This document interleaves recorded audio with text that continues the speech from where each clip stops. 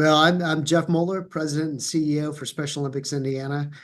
We are a 501(c)(3) nonprofit organization serving people with intellectual disabilities across the entire state of Indiana. We have about 19,000 Hoosiers with intellectual disabilities that we serve through a variety of sports, fitness, health, education, leadership programming, from north to south, east to west, and everything in between. So. Okay. Jeff, what inspired you to get into working, not being the president and CEO of Special Olympics? Well, actually, my very first interaction that I ever recall interacting with people with intellectual disabilities was in Muncie, Indiana, when I was in kindergarten, actually. I recall back then, my grandfather was a teacher in Muncie Community Schools, and the very first, classroom that I interacted with him was a special education classroom. I remember Mrs. Rowe within McKinley Middle School of Muncie Schools. She was the special education teacher and interacted with some of those students, in particular when I was up there visiting my grandparents. My grandfather was a teacher with Muncie Community Schools for 40 some years, 38 of them in the same class, very same classroom.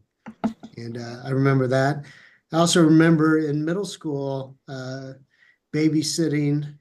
It was unusual. I don't mean to be stereotypical, but it was unusual for in the 80s for a middle school boy to be babysitting. But I babysat a young man, a young kid that had autism, and I was one of the few people that were able to connect with this young man. I think a number of the babysitters tried to interact with him as though he was neurotypical. He had no disability. I'm an introvert by nature. I stick to myself. I stay to myself. I come out of my comfort zone when I have to interact with people, but it's not what I'm comfortable doing. And so I allowed him to be who he was. And in many ways, he allowed me to be who I was. He didn't try to change me, and I didn't try to change him. And we just got along. And I think I was one of the few babysitters that he actually bonded with. So by the time his grandmother, who was the primary caregiver, came back from the night out with her husband, the grandfather, when we were sitting on the same couch together watching TV, that was unusual for this young kid. And they kind of asked me what I did. And at first I thought I did something wrong. And then I learned like he didn't usually connect with people, but he connected with me. Again, though, I think it really comes down to I didn't try to change him and he didn't try to change me. I appreciated him for who he was and he appreciated me for who I was. And so I think that really became a lifelong connection that I've always had with people with disabilities. I've never been judged. I've never felt judged by somebody with an intellectual disability. I've been accepted by them for who I am, and I treat them the very same way. I interact with them as if they had no disability. I mean, in actuality, we all have our own learning differences. And that's what we're talking about. Somebody with an intellectual disability can learn, can grow, can achieve. They just kind of generally do it at a slower pace. And I think through those major interactions, especially when I was younger, I always had an affinity towards people with disabilities. It really, that in sports really helped me find out who I was. And then Special Olympics is the intersection of those two things, sports and people with disabilities. And of course, if I'm going to continue to grow, even as I'm 52, if I'm going to continue to grow, I should grow here in Special Olympics Indiana. I've gotten a lot more out of it than I've ever put into it, and I will continue to grow. But in the same vein, I hope that I continue to help advance the lives of people with disabilities. That's well, you definitely have a long history there, you know. And I think everybody Long on the call history. is an introvert, like Right. so we understand. We understand. Well, Dr. Ware, I've known you for how many years now? I mean, over a decade, I think. And Yeah. I think that's one of the things I appreciate about you is how well you connect to the student athletes that you coach, but you do it as an introvert. I mean, it's Right. not that easy for us introverts to be able to do that. Not And at you all. do it so well that I really appreciate who you are. Ah, thanks. Well, thanks. Yes, that's really good. That says a lot. I mean, that's super cool to see how it's left a lasting impression on you from a young age, right? And then just how you've been able to connect with those with different abilities and combine sports and those with different abilities to help encourage them to be their best self, right? But not to have them change who they are. So I think that's Yeah. commendable to you and showing the gift that you found you had at such a young age. Um, so, what are some things that you can reflect on, being the leader in the realm of Special Olympics? That was one of the most memorable, which I'm sure there are vast things, probably day to day, second to second, that are memorable. But what's something that kind of Yeah. stands out to you the most about working at the Special Olympics? Well, you're absolutely right. I mean, there's so many stories out there, but one in particular that I recall was, pretty much since 2000. I think that's when I became a high school track and field official. I became a track and field official through USA Track and Field. But what got me to get those licenses was I took over the track and field program here at Special Olympics Indiana, and I decided that if I was going to be the best leader of the track and field program that I could, that I need to learn as much as I could about the sport. So that included getting my officiating license. So there was a time early, I want to say like 2007 or so. I was operating the track and field program. We were at our summer games, which is the state championship event for 8 sports, including track and field at Indiana State University. And a young man lined up for the 400-meter dash, cerebral palsy. So if the audience knows the typical person with cerebral palsy, it usually affects one side of the body physically. The young man lined up, and as soon as the gun went off, he started into this slow trot in his lane for the one lap, and everybody else in his race did not have a physical disability. So in Special Olympics, you have an intellectual disability, but then a few of our athletes have a physical disability on top of that, as this young man did with CP. As he proceeded out of the starting line and into his lane and into the first corner, he was well behind everybody else. His stride was such that every step he took, I thought he was going to fall. I thought he was going to fall flat on his face. He was such a leaning forward stride.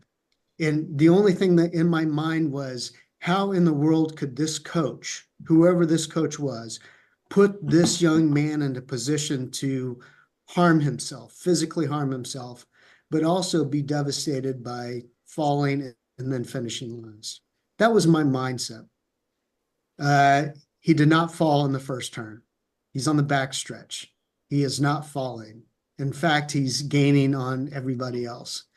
He goes into the second turn, 200 meters to go. He is still not fallen. And in my head, I go, holy cow, I think he's going to make it. I think I don't think he's going to fall. And he's about 150 meters behind, or 150 meters to go. He's about 10 meters behind the leader. And it was just an amazing 150 meters he had just done, and he's got to do it again. And he ends up winning the race. Oh. And even with my years of experience in Special Olympics, even with my experience in track and field, my experience in being a competitor from middle school through college in track and field and cross country, I still sold that guy short. I still let my optics determine what I thought he could do. And man, was I wrong. Holy cow, was I so wrong. And I think it just goes back to that old adage, don't read a book by its cover. Right, Read the right. entire book and Yeah. find out who they are. And this guy won. And it continues to resonate because even today, I could tell you another story or two about how I shortchanged one of our athletes. Even with as much credit as I can give them, I still shortchange them because they still continue to surprise me. That is, Yeah. that's awesome, right? Like when you think about even for you leading the charge, like you seeing an athlete and they Yeah. change your perspective, right, on what you Yep. thought they Yep. could do. So how do you think the Special Olympics has helped to change people's perspective on what somebody with an intellectual or even physical disability can do? In Indiana, we started in 1969. Special Olympics started in 1968, in fact, and this thing right behind me, that's a flag that flew at Soldier Field in Chicago for the very first games in 1968. That's the oldest thing that we own in Special Olympics Indiana. That flew in 1968. So that thing is 56 years old. Nice. In 1969, Special Olympics came to Indiana. While we had athletes participating in Chicago in 68, we didn't have a full program until 69 in Chicago. Back in 1969, what we did was for our athletes. The rest of us, people without intellectual disabilities, provided services and programming and sports opportunities for people with intellectual disabilities. The major change that's happened in Special Olympics Indiana since then, in the 56 years, we now do things with our athletes. Mhm. That for to with, that preposition change is dramatic because now we're trying to do things with our athletes. We're allowing them, I shouldn't say we are allowing them, they are taking ownership of this organization. We're not quite to where I think we could be, but we're getting better. This organization belongs to our athletes. It does not belong to me. I'm a temporary caretaker of Special Olympics Indiana, and people with intellectual disabilities, maybe not tomorrow, maybe not in 5 years, maybe not in 10 years, but eventually down the road, they will be running this entire operation from top to bottom. And there will be an athlete that will have my job because that's what we're doing. We're lifting up our athletes to take ownership of this organization. That's some of our athletes. Not all of our athletes have leadership capabilities, but guess what? Not all of us are leaders. Some of us are just fine being who we are, doing what we do, making the best of what we got, making the best team, the best organization. Not everybody can be Michael Jordan. True. Sometimes you needed the Steve Kerr that was the 3-point sharpshooter. Right. Sometimes you needed Dennis Rodman that would rebound the ball.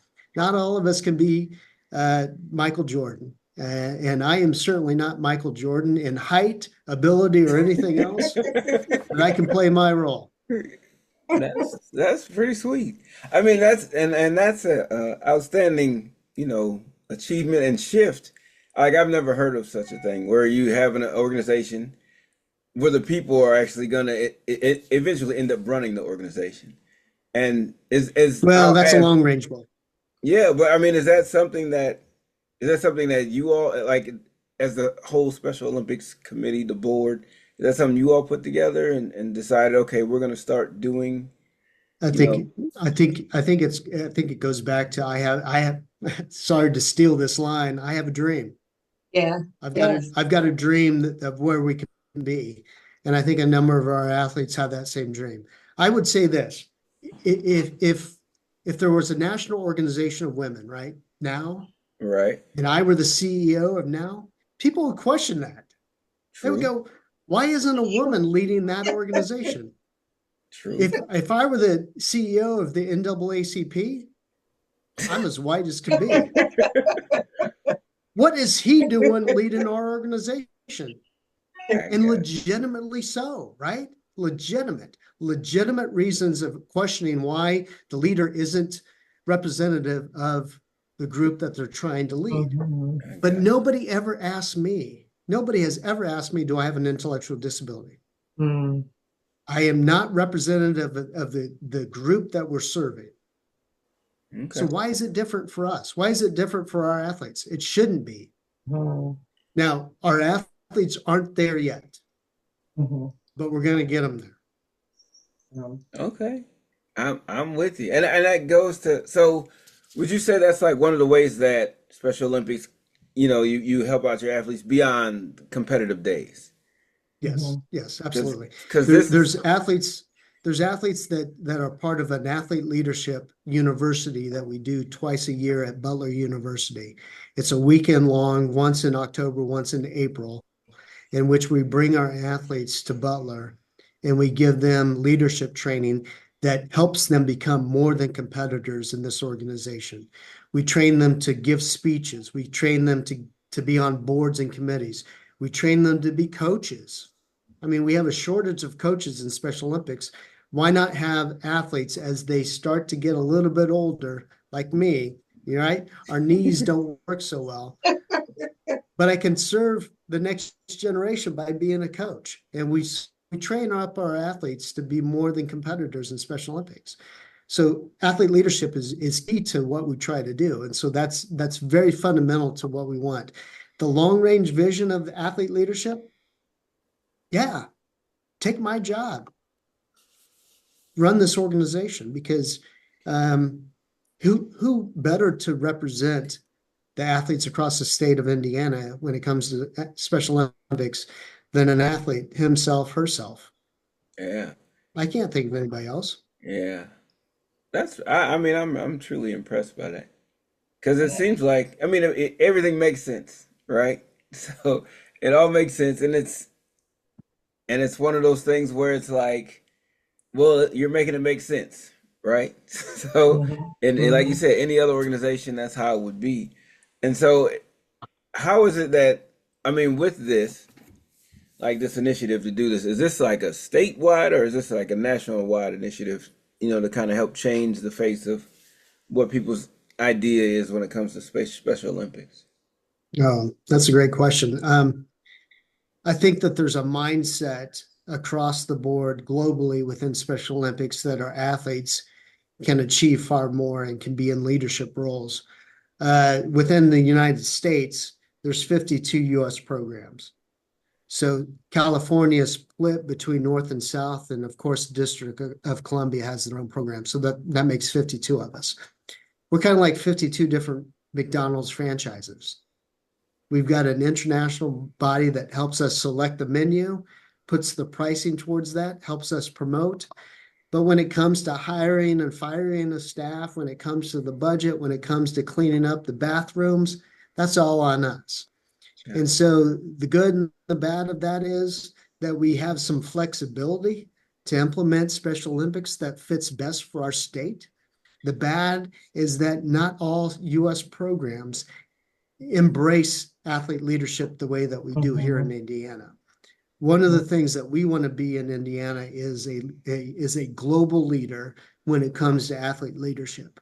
I do know that there are other CEOs of US programs that embrace the mindset that we have here in Indiana that eventually Special Olympics will be run entirely by athletes. But I can't Mhm. say that all of my counterparts have that same mentality. And so part of my job when it comes to the rest of us getting together every so often, periodically throughout a given year, is to embrace that mindset, promote it, and hope that I win one more disciple to what we're trying to do. Yeah, Missionary yeah, work for sure. that's So, Absolutely. yeah, just so because you're statewide for Special Olympics for Indiana, you all are very mindful and intentional about, succession and how things look going forward. So, how has Special Olympics collaborated with high schools or different communities or entities to get them aware of how beneficial Special Olympic participation or engaging with the organization can be? Sure. Well, since December of 2012, we've had a partnership with the Indiana High School Athletic Association that we've called Champions Together. And within that, the two entities work together to try to promote inclusive sports, but also an inclusive mindset within the school buildings across the state of Indiana. So while our partnership of Champions Together really focuses on high schools, we have a greater partnership that really encompasses encompasses schools K through 12 and including some colleges in Indiana. Recently, we've been able to host our programming within over 550 schools within Indiana. Majority Wow. of them are high schools. And Wow. so through that, what we want to do is really lift up the next generation. Dr. Ware, when you and I were in high school, chances are that students in special education were in our same building, but we're in the far corners of the building. Right. The generation before us, they Mm. were in separate school buildings if they had the right to public education at all. The right to public education for somebody with an intellectual disability wasn't guaranteed until 1973. Mm. So there was a whole generations that grew up in America without expectations. Expectations are key in anybody's life. So the majority of athletes in Special Olympics Indiana who are older than I, they probably do not read. Mm. Could they? Yes. Mhm. So what's the difference between them and current generation is expectations. We didn't expect them to read. We didn't require them to read. We didn't think that they could read, but they could. Mhm. My generation, even though they were in the same school building, most of the athletes my age can read. The Mhm. younger generation, younger than me, going all the way to children in the schools today, the vast majority of them will read. And again, the difference is expectations placed upon them. Expectations from mom and dad, expectations from brother and sister, expectations from all of us. Mhm. The other thing that really has changed, though, is expectations of employment. The Mm. majority of people older than I do not have a full-time job or a part-time job that is a true job outside of a sheltered workshop. This generation, they're growing up with the expectation to go out and get a job. Mhm. What that does, though, for all of us is raises the expectation of what we should expect from those people. Those people, our athletes. What can we expect from them? Just a lot more than we ever Mhm. thought possible beforehand. I think in growing numbers of communities in Indiana, there's a shortage of certain people Mhm. um, to fill jobs that I don't know. Some people think are menial.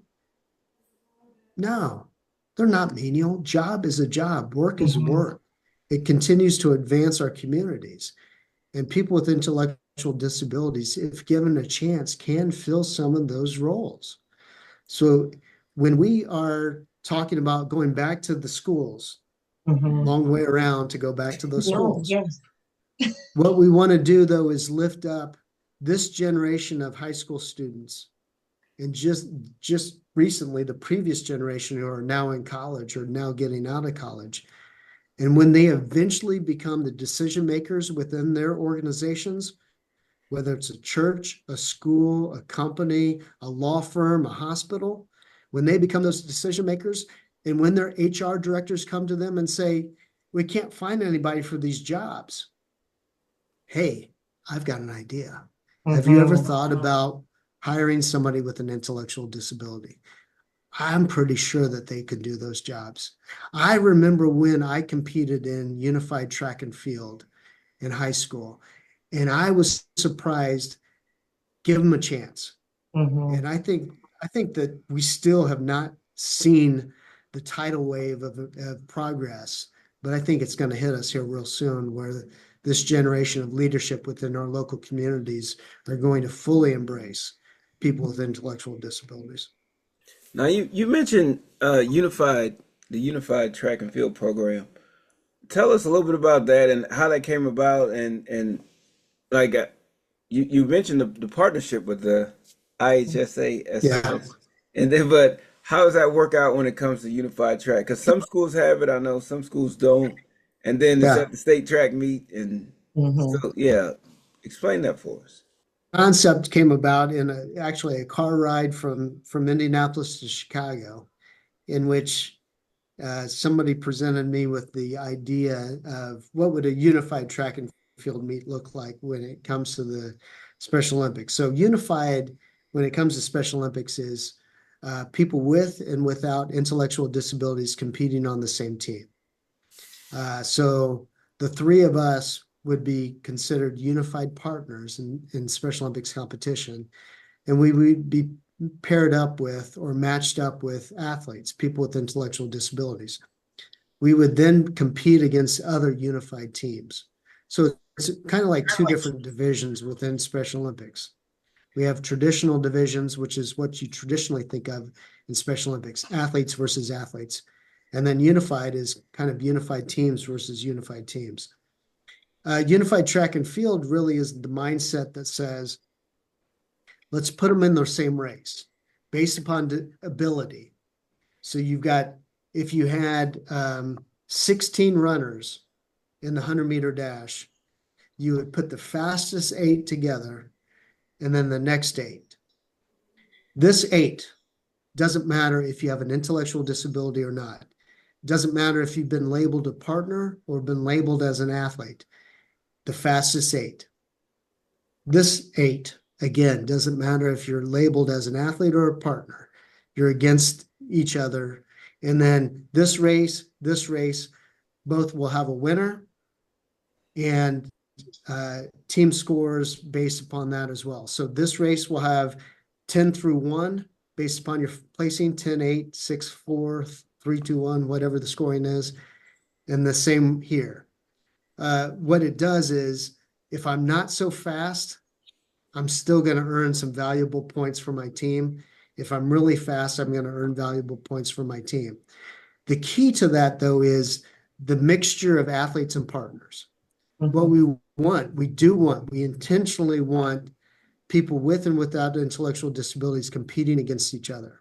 The main thing, the number one thing that I hate that society sometimes does to people with intellectual disabilities is pity. Hate it. I hate pity. Our athletes don't need it. They don't want it. It doesn't get them anywhere, and it doesn't get you anywhere if you're providing the pity. When you're competing down the track, when you're running, and you're realizing that team points are on the line, and you see out of the corner of your eye somebody coming up on you, I don't want you to think, is that an athlete? If that's an athlete, I'm going to let up because I want that person to win because they're an athlete. Do you know what that is? That's pity. Pity. There's no other word for it. It's pity. What I want you to do is I want you to beat that person if you can. And if you can't, I want you to give it your all to try to beat them. Because there is no greater respect on the playing field than the willingness to beat you in competition. I may not beat you, but I'm going to sure try. And if I lose to you, I tried my best. If I beat you, it's certainly because I tried my best. But regardless of those two things, the one thing that's not in that equation is pity. I respected you as an individual. I gave you dignity as an individual because I wanted to beat you. And I wanted to beat you regardless of the label that was associated with your name provided by the education system. Special education, general education, whatever it might be, athlete partner. I want to beat you because my team needs those points. That's true respect. That is true dignity. That is true equality when it comes to sports. I think that's great because in this day and age, I don't like the mindset. Everybody's a winner. Everybody gets a trophy. So to even hear that, Oh, I hate that. I hate that. so to even hear that with the unified sports and the strategy behind it, I mean, I think that is just amazing. And so how you're sharing this message with us about, those with intellectual disabilities or physical disabilities don't want pity, right? They want to be treated, meet them where they are, but they want to be treated like if we're in a race, let's race. So how do you feel technology, if at all, has played a part in really getting the word out and really getting people to understand what Special Olympics offers, all of the different programming so people can understand, one, if they want to get involved, but also how to engage individuals who participate in the various programs? Well, that's a fantastic question. I think we're still exploring that. Hmm. I think in Special Olympics, we just had a meeting just yesterday with some technology firm that we're really exploring what AI can do for us. I Yes. think within Indiana, I think one of our underserved populations that are within our communities, but are fully part of our communities, people whose primary language or preferred language is not English. Hmm. Um, we don't do a great job at Special Olympics Indiana reaching those communities, and we should. I think AI is going to really help us be able to communicate effectively with the families, with the individual athletes, with the individual partners, again, whose preferred language is not English. I think the other mindsets are to keep in mind that not all of uh, our athletes in Special Olympics are verbal. A Hmm. number of them prefer to communicate via assistive devices. And so the technology there is extraordinary and is pretty well advanced, but can certainly get better. I do think, though, that the number one thing when it comes to technology is not really what's out there, but it's accessibility to the families Hmm. of people with intellectual disabilities. I do, this was a major concern of ours when it came to COVID in 2020. Hmm. We had a number of athletes that continued to participate with us, even though we had to really do things remotely. Hmm. But we had a number of athletes that couldn't because they did not have technology at their hands to do so. So in working with other agencies, like our great partners at the Arc of Indiana, we realized that technology was not easily accessible to everybody. And it's gotten a little bit better, but Hmm. still not. So I think if anything, technology is this wide open space in which we can really advance our organization. We just need to take the time and effort to find out what's available and take fully advantage of it. So that's one of the things that we hope to be accomplishing in the next couple of years. Okay. Now you were saying that you were looking to reach other communities and people whose primary Yeah. language wasn't English. Are what is it that you all do in terms of Special Olympics, in terms of recruiting people and making sure people are trained up and building that base? Because as you're able to serve more people, you have a greater need for more people to help with the service. So how do you all go through that training and recruiting? Yeah, I think right now recruitment's really word of mouth. I think Hmm. what, we try to serve as many people as we can, but at the grassroots level, we are a volunteer-run organization. What's great about that is like tomorrow, if the funding leaves and I no longer have a job, Special Olympics continues on without me. It happens at the grassroots level. But by being grassroots organized like we are, for the most part, uh, um, we're dependent upon our volunteers to get the word out. We're dependent upon moms and dads reaching out to other families in similar circumstances to tell them what we have to offer and how we can help serve the family unit. We don't have a marketing budget. We don't have some of those great things like in McDonald's that I Hmm. previously mentioned. We don't have those kinds of marketing budgets. So if we did, I I know we'd be a lot bigger than we are now, but we really have to rely upon just testimonies of those who are already involved and reach out to say how we can best serve those that we aren't serving right now. Okay. So how would people get involved if they wanted Yes. to get involved and help out? What would they need to do? How would they do it? Sure. The best way is just to go to our website. It's soindiana.org.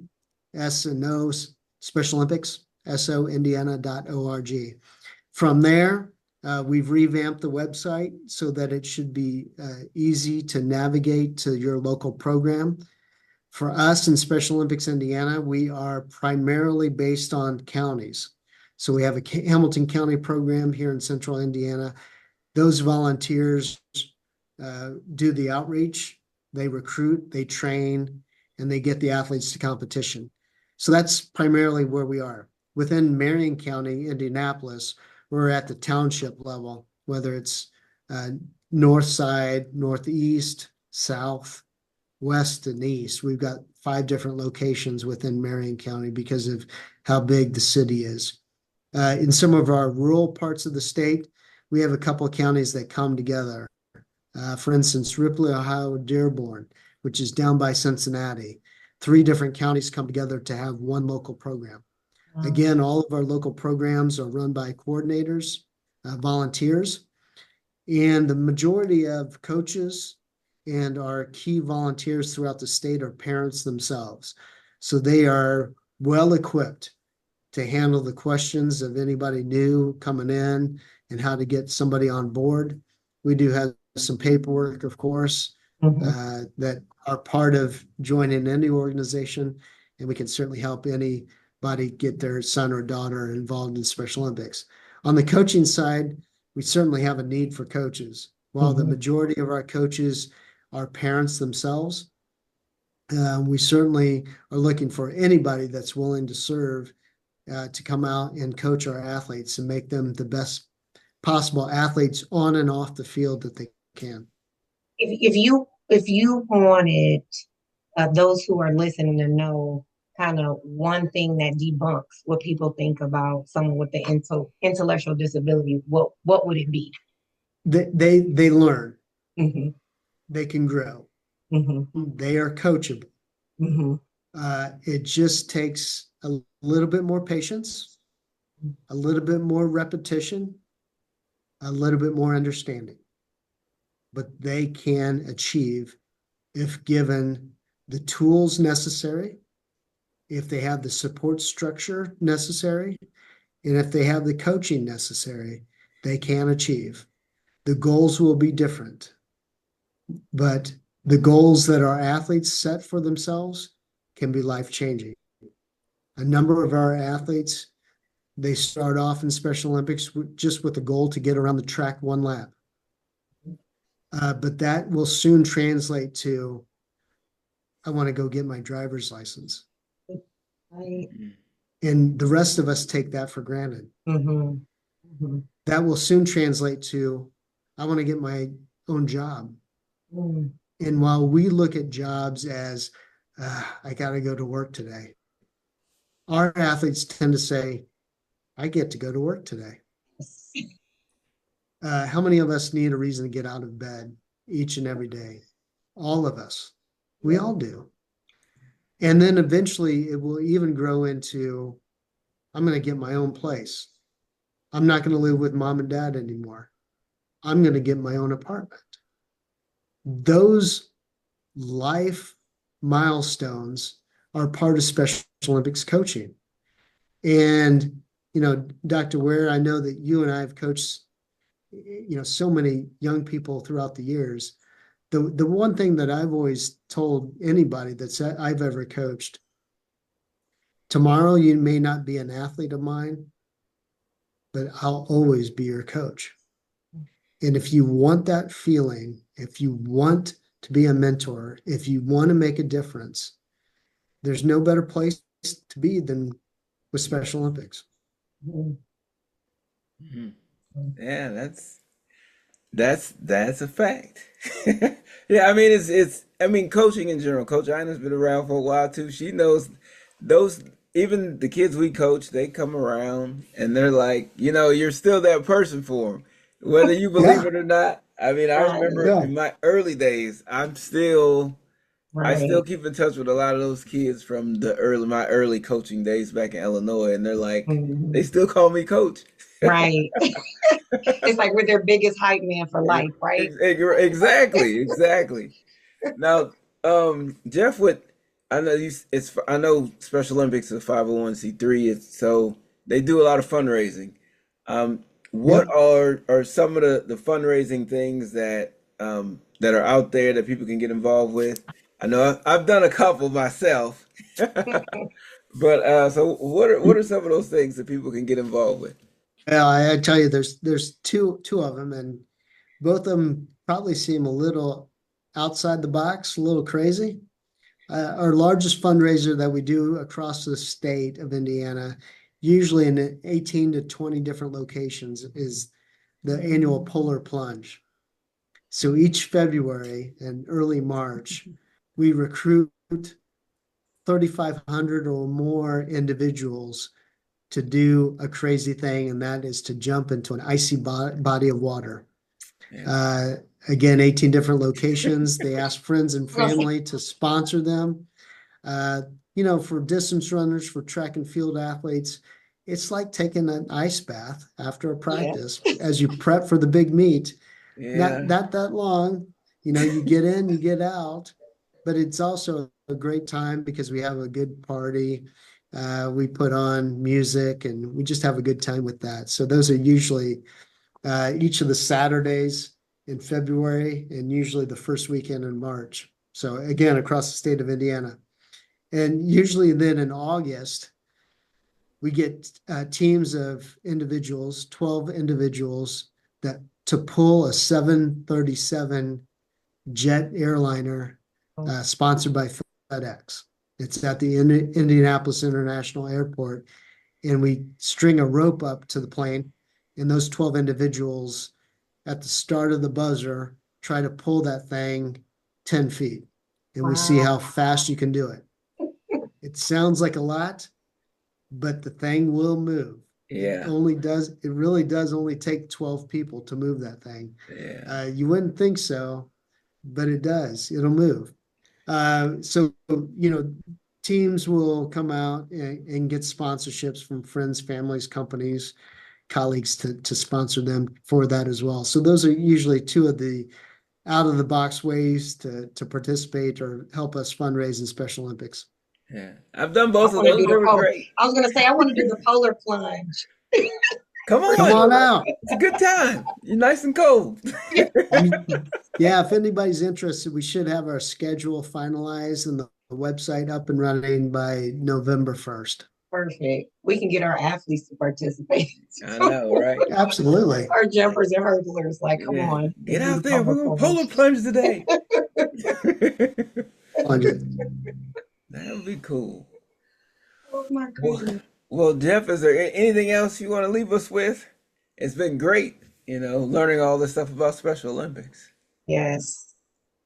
I really appreciate the opportunity. I know that I've been kind of long-winded in some of No. my responses, but when I get talking about Special Olympics, when I get talking about my friends with intellectual disabilities, it's kind of hard to stop me sometimes. I sometimes apologize to people for getting on my soapbox, but at my height of 5'7", sometimes I need the soapbox just to reach the microphone. So, Uh, No, it's not a soapbox at all. I think you share some amazing information about the athletes and the organizations and the schools that you work with. And just hearing from you makes me want to be more engaged, right? Like I've probably done a time or oh, two volunteer, but just being able to hear from you and see like how you brighten up when you talk about it. It's very genuine and sincere, and it shows that you really look at the Special Olympics as a family. So I I, really have I enjoyed talking with you. I appreciate that. I will have to confess, though, that being the introvert that I am, as soon as I log off this site, I'm just gonna like, That's okay. That's okay. You have to be extroverted for your job, but the three, me and Coach Ware, like definitely, yeah, it we, is. Yeah, we got to understand. recharge by ourselves. I'm I'm gonna be very reserved when I get home. My wife's gonna wonder what happened to me, and it's just like I was on a Zoom call, and she's gonna Yes, understand. Yeah, I She used it knows all up. It's all used up for right, today. I'm right. gonna use it up. I love it. I love it. Well, cool. Hey, just like you're the coaches and you're asking me to perform at my best, I've given my all. I'm going to be very tired when I go home. Yes, That you left that it all works. on the track for sure. All right. Cool. Well, thank you so much, Jeff. Thanks But again. Yeah. if I can just throw out one more thing though, our symbol there, our logo. Um, a lot of people ask about that logo, and I think it really will kind of put full circle this whole conversation that we've had. The individual sometimes they ask about the sixth armed man. Hmm. And actually, it's not a six-armed man. It's actually the same person at three different stages in their life. And Oh, this is wow. representative of Special Olympics, that the arms pointed towards the ground tend to be how people in society view somebody with Special Olympics. They look down upon them. Mm, That through Special Olympics, we hope that the arms parallel to the ground represent that through Special Olympics, we hope that they become equals mm, in our society. And that the arms pointed towards the sky, that through Special Olympics, we hope our athletes will achieve greater than they ever thought possible. wow. So that symbol is really representative of our entire conversation. The same person at three different stages in their life. Oh, that is great. Yeah, I like that. I do. Love it. You see it all the time, but to really understand what it means, that's a really That's what it special means. deal. Yeah. Yep. Yeah. All Mm, right. And that's the power of a logo. yes. Yes. That Yeah. you all have used And quite for a well. very long time. Yes. All right. Well, maybe we'll have you As back is the so we can power of promote your the polar logo. plunge. What's that? Yes. I'm sorry? I said maybe we'll have you back in February so we can promote the polar plunge. Yes, absolutely. Absolutely. Absolutely. Yeah. I was also saying though that your logo is very powerful too. It represents a lot there. Just if you take a look at that, it's beautiful logo you've got too. Well, thank you. Thank you.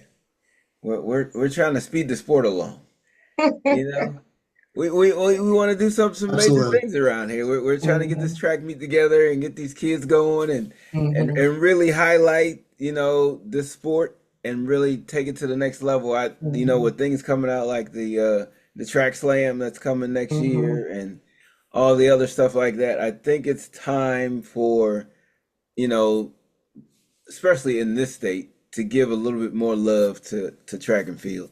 They give plenty to right. basketball and football and everything else, but track and field is kind of left on the back burner and nobody really talks about it. But we've had Olympians come out of here, Mhm, you know, mhm, and some more recently than others, and we probably have some mhm. that are coming through.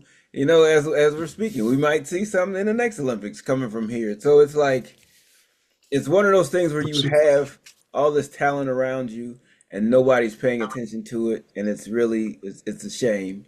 And then you have, with all the stuff you have going with like NIL deals and Mhm, the way kids are shifting schools, there's a lot of kids out here who can be like who's a solid kid who would be great for somebody's program, you know? mhm. And so we want to shine the light on all those kids and make sure we do our part in growing the sport and making sure it's taken to the next level around here. So yeah, yeah.